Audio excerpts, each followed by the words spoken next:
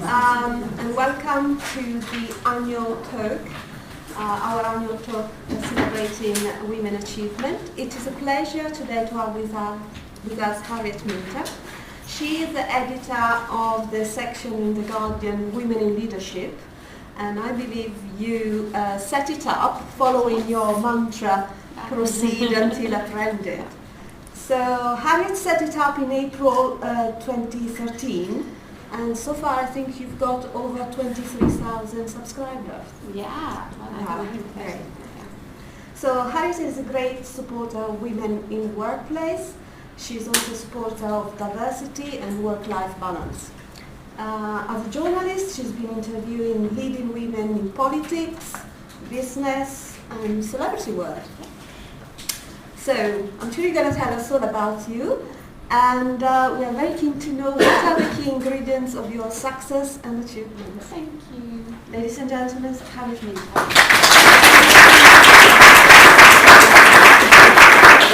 Thanks very much for having me and for that lovely introduction, Christina. So, as Christina said, I'm the editor of The Guardian's Women in Leadership section. Has anyone seen it, read it? A few people, maybe, thank you. So in case you haven't, we are an online section on theguardian.com which just looks at women and work. That's all we talk about. And I actually set it up 3.5 years ago. And I'm going to tell you a little bit today about how I came to set it up and what I've learnt since I've been running it. Because when you run a section called Women in Leadership, the first question anyone asks you is, what's the best piece of advice other women leaders have given you? And I've had lots of good advice, so I'm going to kind of share some of that with you, and also the practical reality of it and how it's actually helped me. So a bit about me. I have been a journalist for nearly 12 years now, and I don't have any of the correct journalist qualifications. So I sometimes feel like a bit of an imposter saying I've been a journalist for 12 years because I didn't go to journalism school, I didn't study journalism at university, and I actually got my first job in journalism through lying about whether or not I'd written for my university newspaper. So I started off my career working for a really small B2B website called Roll on Friday, which writes news and gossip for lawyers. It's only of interest to you if you're a lawyer, really, but it's very funny, so do check it out. And they were a startup when I joined them. I call them a startup now. At the time, we just called them a website because there wasn't really a startup culture. But now it sounds very cool to say that I worked for a startup, so that's what I call them. And I was there for 5 years, and in that 5 years, they grew from being about 5,000 readers to nearly 100,000. They became the most popular law B2B website, and they also broke stories that kind of went across the entire world. And there were 3 of us in an office doing that. And I did that for 5 years, and at about the 3-year mark, I sort of thought, maybe I've kind of done this now. Maybe I need to get another job. And as I had that thought, the economic crash happened, and there were no other jobs. And I spent 2 years ringing people up saying, I've done this amazing thing, and I've got this website, and you can see all my work here. And all the publishers I would ring would say, we're closing our digital sections, we're not interested in them, there's no money in them, there's no future in them. I can tell you every single women's magazine in 2008 was closing their website because they didn't think it was the future. That was 2008, that was like, 6 years ago, 7 years ago, it's like crazy. Anyway, so I got quite dispirited, and I definitely got to a point where I was like, I think I've made a massive mistake. I think I've created a job that doesn't actually exist, and no one will ever hire me again because they don't believe I've got any real experience. And so while I was in this funk, I used to apply for stuff at The Guardian. And I think in total I applied for 8 jobs at The Guardian in about 2 years. And not only did I not get any of those 8 jobs, I literally never heard back from them. So nobody ever emailed to say, thanks for your beautiful application, but no, I just didn't hear anything.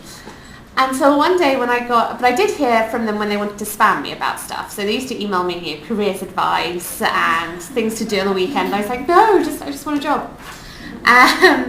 Anyway, one day they sent me an email saying, and the title was interview, and I assumed that it was spam, so I deleted it. And a week later they rang me up and were like, we think you should be coming for an interview tomorrow, but we haven't heard from you. Are you actually coming? I was like, what? And I couldn't actually remember what job it was that I'd applied for, because I'd applied for so many of them. Anyway, I went along and I did the interview and I got the job.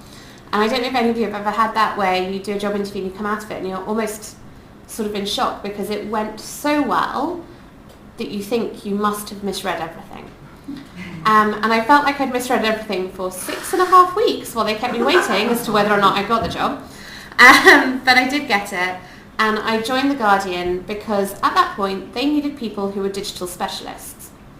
And that was really scary to me because I'd worked online for 5.5 years, and I appreciated that that wasn't maybe a skill set that everybody had.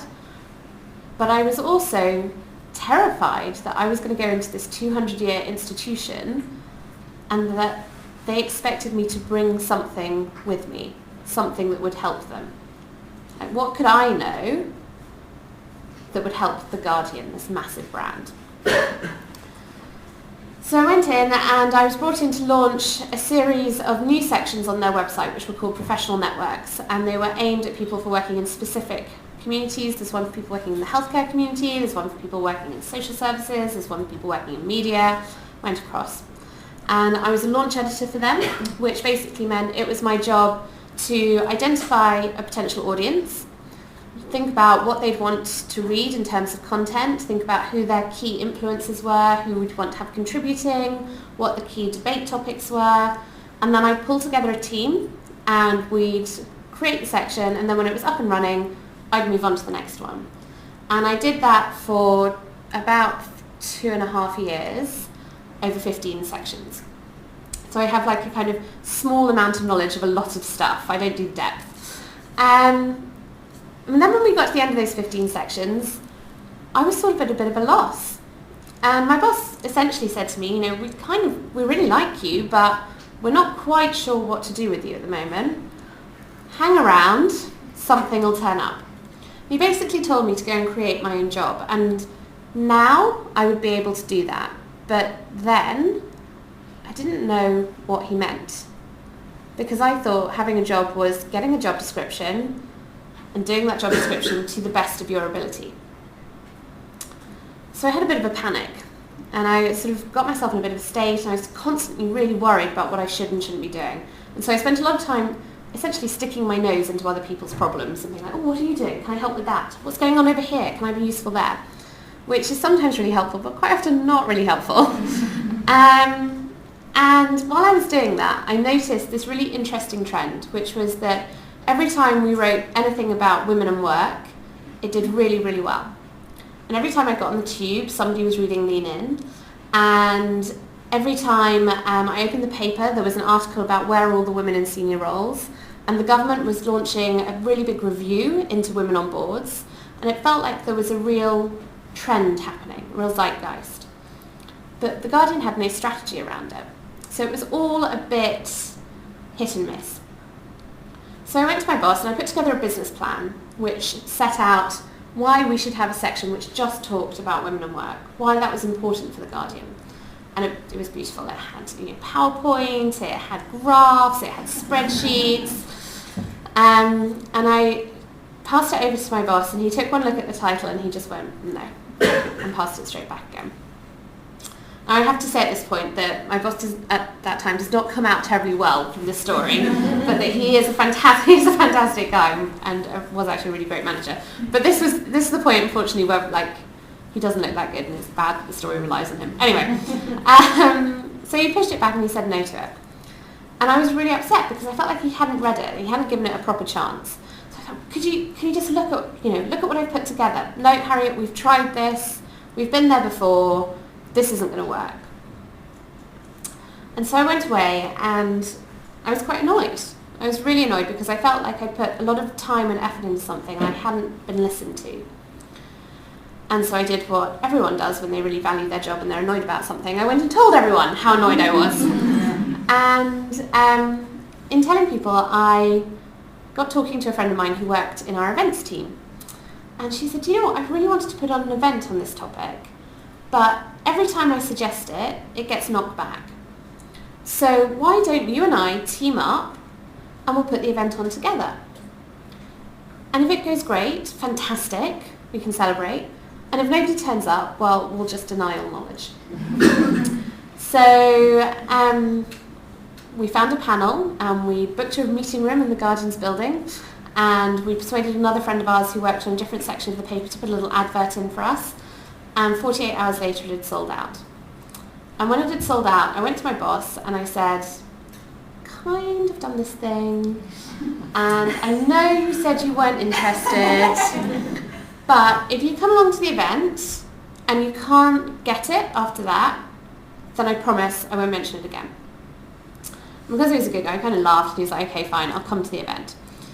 So he came along. He was the only man in a room full of 120 women. And at the end of the event, I said to him, what did you think of it? Did you enjoy it? And he was like, yeah, do you know what? I really did. I really enjoyed it. But there was something that was quite strange to me. I said, okay, what's that? He said, well, it was a really interesting event. And at the end, I really wanted to ask a question. But because I was the only man in the room, I felt like I couldn't. Is that what it's like to be a woman? And I was like, well, yeah, sometimes that is what it's like to be a woman. And he was like, oh, okay, I get it. This is important. We should do this. And 6 weeks later, we launched Women in Leadership. Now, I kind of didn't realise it at the time, but I'd already had the best piece of advice that I can give you and that anyone has ever given me. And I got that piece of advice about a week after I started at The Guardian. And you know when you start somewhere and you're really new, and so you go to all the extracurricular events, and you're really excited about it. And they had a talk which was being given by a woman who ran a big NGO. And she said the best piece of advice anyone had ever given her was proceed until apprehended. And I was so keen on that I'd written it on a post-it, and I'd stuck that post-it on my computer, and I'd seen that post-it every single day for 3 years. But the one time when my boss had said no to me, my instinctive reaction had been to be like, oh, so annoyed, so angry. And I'd ignored that really brilliant piece of advice until my friend Lizzie had decided that we should team up and follow it. Because actually, if you think about it, for a lot of us, when we're confronted with a new idea, our instinctive reaction is to think, oh no, it's to see the problems in it. It's to see where it could go wrong, it's to see how much it's going to cost, or why it won't work, or how difficult it's going to be. But if somebody presents you with a product that's kind of already working, you can start to see the opportunity in it. You can start to see how you can grow it, how it could be bigger, how it could be better, how exciting it is. And so when you have an idea and you have something that you want to do, this is my key advice for you, and it's 3 steps.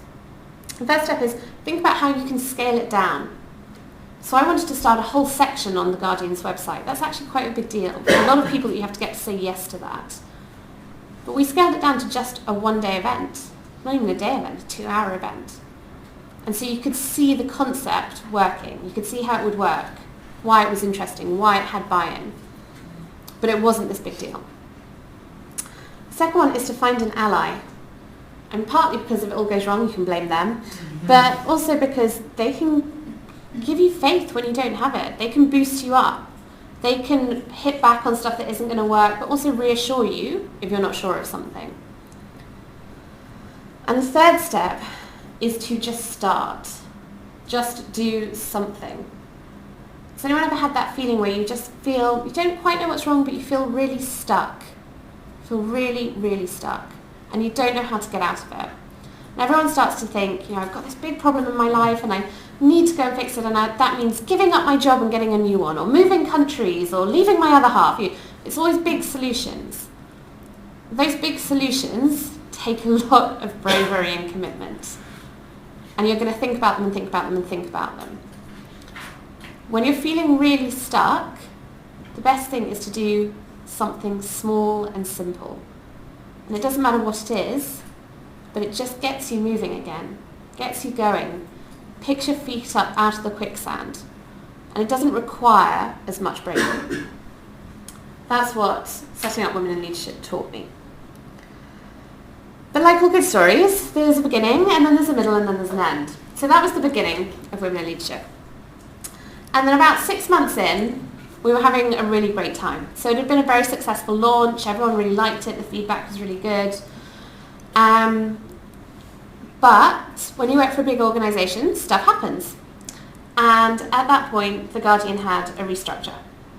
And the entire management team that had signed off on women in leadership left, and a whole new management team came in.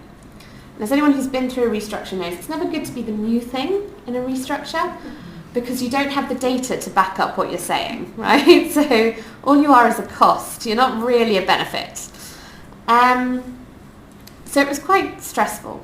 It was quite a stressful time. And I'd gone back and I'd, pulled out all the original business plans that I'd created, all those spreadsheets, all those graphs, and I was presenting them, and I was trying to get buy-in from our new management team, and it just wasn't really working. And I was getting a bit frustrated. In fact, I was getting so frustrated that I was starting to get ill.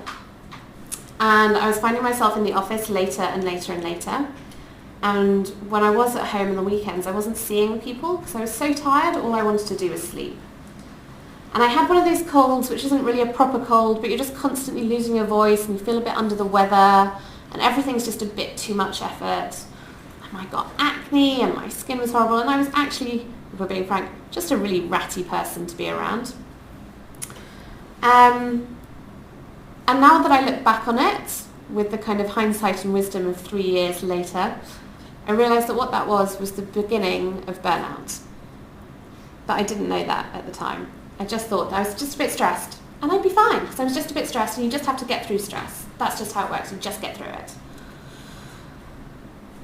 Luckily, I had one of those intervention moments where when you come in the morning, do you go through your emails and you delete all the stuff you've been sent overnight? All that stuff you've signed up to, you've forgotten you've signed up to. And I was doing that one, I think it's a Thursday, doing that one Thursday morning.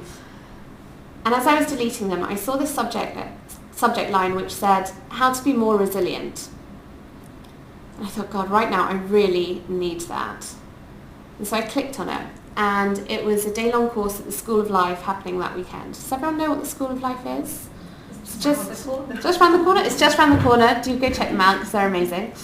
So basically they run courses which answer the big questions in life. I think they actually run one called What is Death? And how to be happy and how to have a great relationship. Big questions. That's the kind of thing they're interested in. So this day course was how to be more resilient. And it was 8 hours long, and like all good long talks like this one, you inevitably take away about 5 minutes worth. So I'm going to distill my 8 hours into 5 minutes for you, because this for me was the key stuff that I learned. First thing I learned was that resilience is really different to endurance. So getting through something, that's endurance. Being able to crawl around a marathon, get over the finish line and collapse, that is endurance. You can do it if you have to, but you have nothing left at the end. Resilience is being able to crawl your way around that marathon, get over the finish line, and then stand up and walk away, because you've kept something back. You've still got a little something left in the tank. That is how we should all be aiming to live. You should never ever feel that if you can just get through, that will be okay. It should always be, I can get through it and I've got enough to go on afterwards. The second thing I took away from that day was that resilience is like an adventure story. So there's a key kind of literary theory, which is that all adventure stories follow the same plot line. And that plot line is known as the hero's journey. And I'm about to ruin all adventure stories for you forever, so apologies. So the hero's journey has, I think the full thing has about 27 parts, but essentially 5 elements to it. So the first element is the hero or the heroine, whose journey it is. And they're off on part 2, a quest, something that they have to achieve. And they set off on this quest, and before they go, they pack a backpack full of their skills. And they're off, and they're walking along the road, and they're really excited about it. They think it's going to be great, and they're so enthusiastic that they completely miss the huge pothole in front of them, and they fall down it, and they're there at the bottom of the pothole, no idea how to get out. And they're scrabbling away, and they're shouting for help, but nothing seems to be working.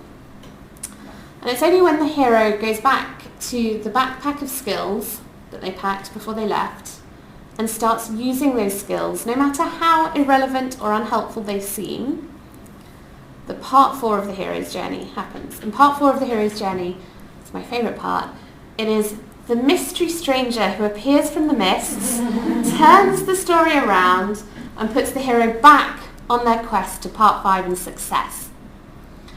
And this sounds a bit ridiculous, but I promise if you go and watch any kind of adventure film from now on, you will see this happening. There's always I think always a kind of random Brit actor who suddenly appears and changes everything. So I really loved this. This really appealed to me. And I couldn't really see how it was going to work in practicality, but I'd enjoyed it and it stuck with me. So on the Monday when I went into work, I said, okay, well, if I stopped trying to do everything that I think I should be doing, and instead just did the stuff that I was good at, if I just went back to my core skills, what would I do? Actually, I'm quite a good interviewer, and I'm quite good at content strategy, so I'm good at working out what do people want to read. And I'm good at kind of persuading people that they should talk to me openly. So I thought, okay, well, if I was to use that content strategy, what would I do now? Out of my new management, the person leading the team was a woman. And I was like, well, this is great, because she's a woman, she's a leader. I run a section called Women in Leadership. And so if I just geared my content to her, what would I write about? I came up with a list of topics, and I came up with a list of people that I should interview. And I called all these people, and one of them called me back. And she said, hi, Harriet, I really would be happy to be interviewed by you, but my condition is that I want to talk about some stuff that I have never spoken about publicly before. Are you happy with that? It's like journalist gold, yes. I'm really happy with that. And she said, okay, well, I want to talk about what it's like to be the CEO of one of the world's biggest advertising agencies and have breast cancer, and what it's like to go through 10 rounds of IVF when you're leading a team and nobody knows about it. And I thought, yeah, great, bring it on, sounds fantastic. So we did this interview and it was really good. I'm still really proud of it. It's one of the things I'm most proud of. And I put it up on the site and it did quite well. And about 24 hours later, my new boss came round to my desk and she said, Harriet, I saw that you interviewed Carrie Hindmarsh last week. I said, yeah, I did. And she said, yeah, I read it. It was a great interview. I was like, thanks, Anna. And she said, I read it because Carrie sent it to me. I was like, oh, do you know each other? And she's like, yeah, we do know each other. She is my former mentor and one of my very best friends. And she sent me your article, and she's told me that your site is the best thing she's seen in women's publishing in 10 years. And if I can't make a success of it, I'm a complete idiot. So we better make this work. I didn't know that they knew each other. I didn't know they'd ever worked together. I didn't know they had any connection whatsoever. I'd just done the stuff that I was good at. And a mystery stranger had appeared from the mists and turned the story around. And the funny thing about the world is that when good stuff starts happening, it starts to snowball. And I think we're always really aware of that effect in the reverse, when bad stuff starts to happen and it starts to feel like it's coming from everywhere. But we can sometimes miss it when it's good. And I really started to get a kind of snowball effect of great stuff. So a colleague from across the building rang me up and said, Harriet, we've got this woman who wants to do like an event with us or something. We don't really understand it. Don't ever be that interesting. I thought you might be interested. What's her name? Yeah, so her name is Sheryl Sandberg. Would you like to have an event with her? I was like, yes, we would like an event with her. So we got Sheryl Sandberg in for an event, and then Arianna Huffington came in to do an interview. And I'm going to talk a little bit about what I learned from both of them because they were amazing. But all these people started to come to me. And that is the really amazing thing about how the world works, which is when you start to put a kind of positive attitude out there, good stuff comes to you much more easily than it did before. So Sheryl Sandberg, who is the woman in leadership that we all think about when we think about women in leadership, is incredible. And I do want to tell you that she is completely incredible. And working with her was like nothing I've ever done before. So they work at a completely different level.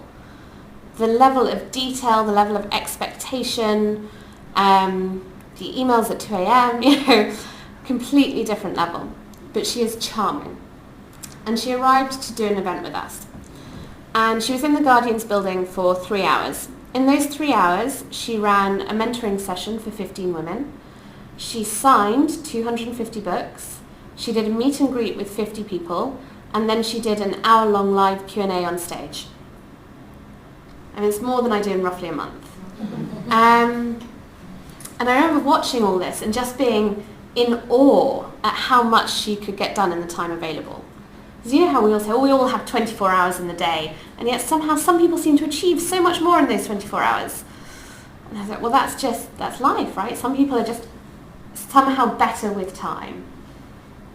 And it was only when she'd gone, kind of the whole thing had calmed down, that I sort of looked back at it, and I realised there was a key reason that she had achieved so much in that time.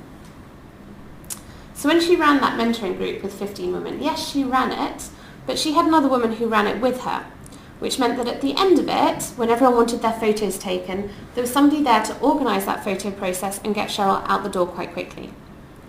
When she was signing 250 books, she had somebody on this side who passed the book in, she signed it, and somebody on that side who took the book out. When she was doing her meet and greet with 50 people, she had a team of 7 people there working that room, so that everyone felt like they were being talked to, being included, even though they probably only had less than a minute each with her. As she did that live Q&A, she controlled the timing of it, she controlled how long she took over each answer, and when she was finished, she said, oh, I think we're out of time now, and she brought it to a close. And she was straight out the door, changed, and back out again within about 10 minutes. Because she had people around her at all times who helped her. Now, it's very easy to have those people when you're a multimillionaire, but actually we all have our own personal teams around us. And more importantly, we are all part of other people's personal teams. So start looking at how you put your own team together. Who is in it? What do you need them for?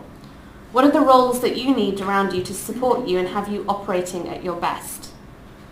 A friend of mine has a great expression, she calls it your own personal board. If you are a company and you are setting up a board for that company, what are the roles that you need on there? So I have a finance director on my own personal board because I'm actually quite bad with money, but one of my friends is brilliant with it. So I actually check in with her when I'm worried about things, and I don't know what to do about a particular credit card, or if I'm not sure if that's a good thing to do with my money, or should I be spending it on this. I check in with her and she keeps me in check. Think about the stuff that you need to help you work as well as you possibly can. And then make sure that when you have that board in place, that you sit on somebody else's board, that you do it back for them. Arianna Huffington was a completely different type of leader to Sheryl Sandberg. So Sheryl Sandberg is polished, she's professional, she's very calm, she's very traditional corporate America, I would say. I mean, I know she works at Facebook, but she is very traditional. Arianna Huffington is this 65-year-old ball of energy, and she comes in and she radiates joy, and she's so excited about everything. And she's obviously quite a big name within the media. She started Huffington Post, for anyone who isn't sure who she is. And she came into The Guardian to do a video interview with me, but she also came in and did our morning conference. Our morning conference is 10 a.m. every morning. The editors of the key sections will talk about what they have coming up that day. And anyone can attend from within the building. Occasionally they have guest speakers, but it's quite a weird thing to be part of. Should you ever have the opportunity to go, please do, because it's like it's a unique experience. And it's unique because everyone in there is journalists.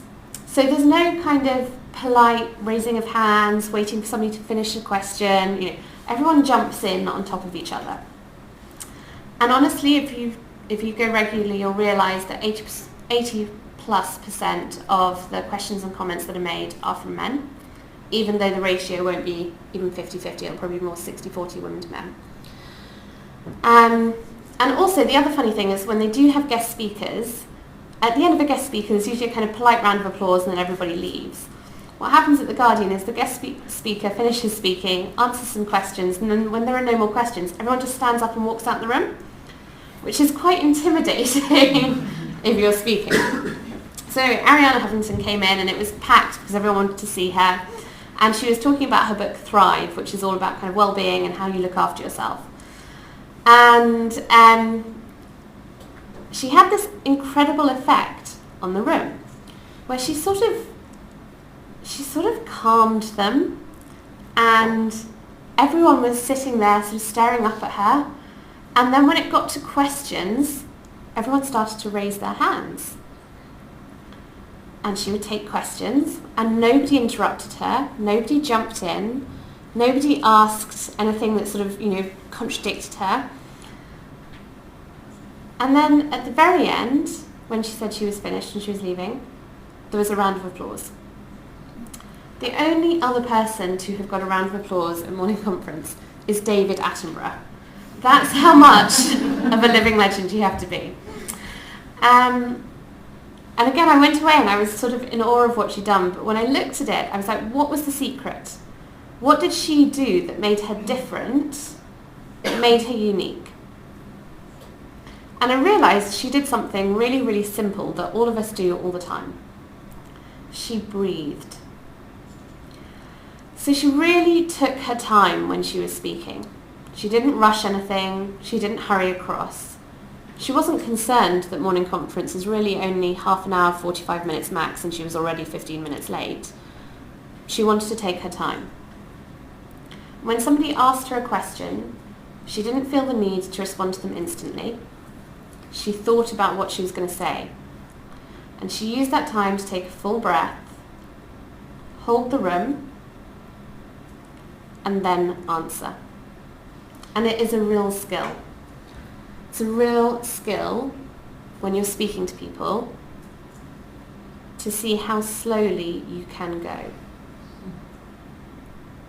getting better, but I still find it hard. But from that, I realised there's something that we don't necessarily understand how to do, and that is how to use our breath to support us in our daily lives. So actually just taking a really deep breath before you say something forces your body to move in a different manner. It forces you, if you take a proper breath, to push your shoulders back a bit, to sort of tighten your stomach muscles. And that's a stance that we actually have when we're feeling confident, and powerful and in control. That's where our body naturally goes to. And the weird thing about your body-mind connection is that if you stand as though you're feeling confident and powerful and in control, your mind flips and starts to think that you are confident and powerful and in control. I got in real trouble at an event at a really big bank a while ago when I'd done a talk and I hadn't talked about this particular thing, and the MD of the department said, there's no way you can ever fake confidence. And I was like, ooh, I don't want to contradict you, but actually science says you can. And so there is something about learning how you can use your breath and your body to control your mind so that you can feel the way you want to feel. So that you don't ever feel like you have to hurry what you're saying, that you're not going to be listened to, that you can't own a room. That's not actually something that people are innately born with. That's something they learn how to do. I really want to get to questions, so I'm going to just finish with a final thought. About a year and a half after Women in Leadership launched, I went for lunch with a woman that I'd met on Twitter, and we went for lunch because she'd introduced me via Twitter to quite a few people that I wanted to interview, so I was taking her to lunch to say thank you. And as we were having lunch, she said to me, Harriet, I've got another really good friend that I think you'd like. You should interview her. She said her name. She was somebody that I wanted to interview. She said, I'll introduce you. And I said, oh my gosh, that's so kind of you, but you've done so much for me already. Don't feel you have to. And then we talked a bit more, and we were chatting about some stuff that I was worried about at work and what I was going to do about it. And she said, actually, Harriet, do you know what? I know a really great coach. She would happily do a couple of hours with you, help you get through this problem. Would you like me to set that up? I was like, my God, that's so kind of you. Thank you. But really, don't feel you have to. It's fine. You don't have to. Don't worry about it. And then we kept talking, and a little bit after that, she said, actually, Harriet, I don't know if I mentioned this, but I own a spa. Yeah, anytime you want a massage, give me a call, you can go and have a massage. And I went, oh my gosh, that's so kind of you, but really, don't feel you have to. And she just looked at me and said, Harriet, I've offered you an interview, I've offered you a coach, and I've just offered you a goddamn massage. And you have said no to all of them. Say yes to some good stuff. And that really stuck with me, because quite often when people come in and talk about particularly women and work and the advice that you would give to women at work, we say we must tell women to say no more often. That no is a complete sentence, that you don't have to do everything. And that is really true, and that's good advice. But you also have to say yes to stuff. Because saying yes to stuff brings opportunities to you. It puts you in places that you might not otherwise be in. It introduces you to people that you might not otherwise meet. And it creates new adventures. Saying yes can be really scary. And that's actually how you know that that's the stuff that you should say yes to. So when you feel that kind of like your heart beating a bit fast and your mind starts to think, how will I do that? How will I cope with it? What if I can't do it? What if it's not good enough? What if it's not the right thing? That is the stuff to say yes to. Because you'll find a way to do it. You'll find a way to cope. And it will be an amazing experience, I promise. Even if it doesn't feel like it when you're in it, it will be in the end. And saying yes takes you to incredible places. So I said yes to Christina, and that brought me here today, and this has been incredible. So thank you. Thank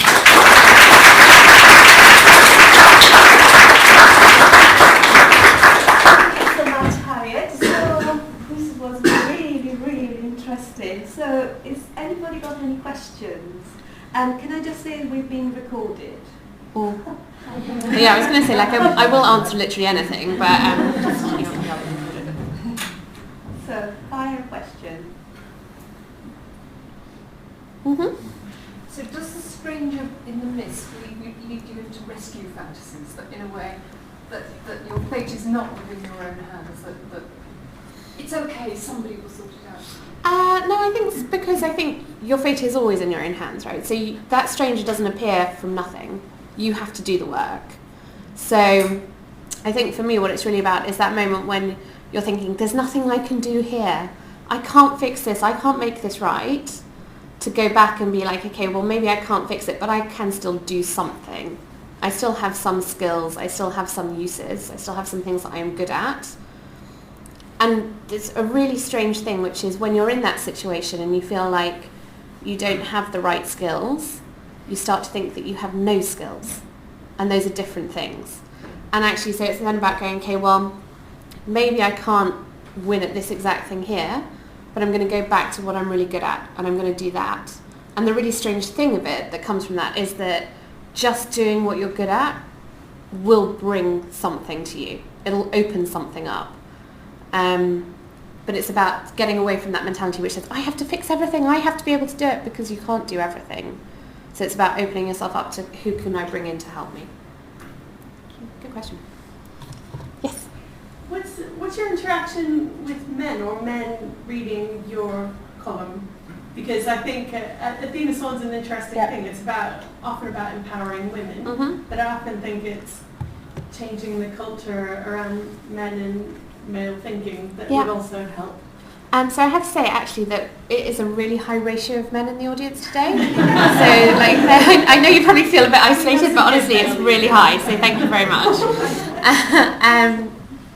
So I thought it was, what's my interaction with men? I was like, oh, so bad. But I think it's a really difficult one, because when we started Women in Leadership, our first kind of content strategy was to talk to corporates and business about how to do gender diversity better. And actually that strategy bombed. Like, it just didn't work at all. And it was only when we started to talk to women about how do we change work that things really took off. And I think we are beginning very, very slowly to move to a place where we start to talk about what does that mean for men as well. But society-wise, I don't think we're there at all, and I actually think that's a real shame, because things can move for women, but they can't change until they can change for men as well. And the thing we don't talk about anywhere near enough is that actually we had a whole feminist revolution because women felt stuck. Guys, I don't want to put thoughts or words into your mouth, but I feel like we need a male revolution because I think men are really stuck. And when you look at kind of the rates of male suicide, when you look at dissatisfaction at work, when you look at kind of levels of happiness in relationships, it's not great. If I was a guy, I'd want to change that. But we haven't reached a societal point yet where men can do that. And that for me will be the next kind of great revolution. In the meantime, we have to create ways for women to say, where I am is not okay, this is what I want, this is what it has to look like, this is how we change it. And that's happening, but it's happening, I think, probably quite slowly. Any more questions? Not very well thought out. I just wonder whether you've got any kind of reflections on kind of given the talks you've given to various audiences, any differences kind of from anything that we should know about or just consider from our kind of being in a university sector or a non-profit versus the profit-making industry? I think the profit-making industry is always interesting because there's always a driver, so you can always argue the bottom line argument.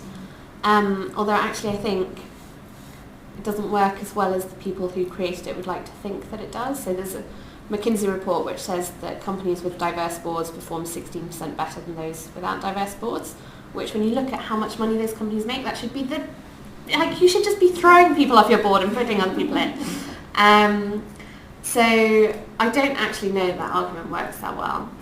What I think does work quite well is kind of a level of kind of government scrutiny about those companies. So particularly next year when they bring in the pay audit, I don't know if it's going to be as dramatic as they want it to be, but that level of scrutiny is really interesting. When you look at the Davis review that happened around women on boards, again, it didn't push it as far as I would have liked it to, but it certainly made something happen. And I think then what happens when you enter a kind of non-profit or academia or the Guardian is a trust, anything like that. So there are two things. So one is that it's kind of not necessarily that you have that level of scrutiny, but also quite often in organisations like that, which are quite culturally led, so have strong cultural values, they tend to think they're quite good at it. Mm-hmm. So they tend to think they're quite good at the diversity thing because otherwise, we have a strong culture, we're good people, you're not here for the money, you're here because we're a great place to work. And so they tend not to be so great at actually checking on that statement. And I am a big believer that kind of what gets monitored gets what gets measured gets done. And so when you're a business, they will kind of invest in that measurement and they will invest in checking on it and actually going through and being like, oh, we thought we were really great at women because there seemed to be loads milling around the office, but actually it's only 25%. Or, whatever. Whereas when you're in somewhere which has a strong kind of belief and really strong culture, they can kind of get so tied up in, well, we have a great culture, that they don't bother to then check the numbers. And I think that's kind of a big problem. Yes? You had mentioned at the beginning of your talk, just in passing, that you felt a bit like an imposter. Yeah. And that really rang true with me because I have so many PhD students and young researchers that it tends to be female PhD students and researchers who say that they feel like an imposter. Yeah. It seems to be something that's really prevalent. Yeah. And aside from pointing them towards, Amy Cuddy's Yeah. TED Talk, aside from pointing them to that, it's really difficult for me to help them kind of get over this. And obviously, if they're here on a studentship, they absolutely deserve their place here. They absolutely can do it. And I was just wondering if you had any advice or if you'd seen that come up with the women. So I think it's so we really talk about it as a female issue. What's really interesting to me is how many guys say no. I feel that too. I just don't say it. Yeah, absolutely. So it is a really big issue for everyone. I think so I still feel it. So I still have that thing where I swipe into the Guardian and for a moment I'm like, oh, the gate's opening, or you stay out. I still have it, but it's how you accept it rather than letting it control you. So if you love a TED Talk, then I would recommend Brené Brown's talk on vulnerability, which is amazing and really deals with that. What else is really good? I did a lovely TED Talk on imposter syndrome and failure, so you can talk about that one. But also, I'm just thinking about some books that I've read that are really good that I would recommend. Tara Moyer, which is Mohr, wrote a book called Playing Big, which is all about kind of getting over, oh, I can only do this to this level, and being like, no, if I was going to take over the world, how would I do that? So that's worth looking at. But it is, I think it's actually in a way you have to reframe it, and you have to say, okay, well actually if you're feeling like that, that's a really exciting time, because you are starting to recognise that you're on the cusp of something great, and that you are achieving great stuff. You've got to get to the point where you can embrace it. I did a lot of therapy and a lot of coaching to get to that point, and I think that we don't kind of probably promote that enough. But it is about helping people realise that that's a point when you're now a point in your life where you have to do some personal development, and you have to work on yourself a bit, and really understand that you are worth it, and that we all have moments where we're like, oh God, but it doesn't mean that you shouldn't be there. Okay, maybe one last question? Yes. I wonder if you could give us some examples out from your own experience or women that you've interviewed, about how they've enabled other women. So I think who does it? So I'm going to give you some of my own examples, but I'm trying to think of who does it really brilliantly. So the women I know who generally enable other women brilliantly tend to just start small. So it's not really like, I have met a woman who is amazing. She's called Dr. Sam Collins. She runs something called the Aspire Foundation. She was really playing big, so she started the Aspire Foundation, and her motto was, I'm going to empower 1 million women. So not like one or two, like 1 million. And she worked out a kind of pyramid scheme of pay it forwardness that actually has done that. So she's very clever. So that's kind of the one level. But actually the people I think who do it really, really well are, there's probably 3 things that work. So one is the women who are really honest about their situation and their circumstances. So full credit to Sheryl Sandberg. She wrote Lean In. She actually didn't think anything was really going to come from it. So she thought she was going to write this book and it would kind of, a few thousand copies would be sold, and that was that. And when it went as huge as it did, she then was like, okay, well, how do I put in place something to maximise that? But the reason it did as well as it did was because she was really honest about her experience. And her experience is not in any way, shape or form the same as probably the average woman's experience, but there were points that really resonated. And I think that is a huge lesson for everyone really, which is actually about being honest about where you are and what has worked and what hasn't worked, and the points when you thought you were failing and the points when you thought you were doing brilliantly. Because we need to hear stories and we need to see ourselves in other people. The other thing is in making time for people. So it's really, I don't know if any of you've ever had it, but sort of people email me quite a lot and say, I'm looking for a mentor, and I saw you and you were great, and I'd really love you to be my mentor. And I always get a bit like, when that happens, because it's actually quite a big commitment. If I'm going to mentor someone, I really, really want to do it properly. But I'm really happy to go for a coffee with most people and have like a chat, and you try and give somebody some advice for an hour. And I think there is a thing about being generous with your time, which is really hard for all of us, particularly for women, because we do feel so pressed on our time, but being generous with it. And then the third thing is probably kind of on a wider point. So the women I see who support other women really brilliantly are really open to difference. So they're really open to people being different to them, and taking that moment to understand those people and let them have that space to be different. And it's a really hard thing to do, right? It's a really hard thing to do. But that for me is an immense skill in leadership, which is understanding that, because we like people who look like us, but we also like people who behave like us, who think like us.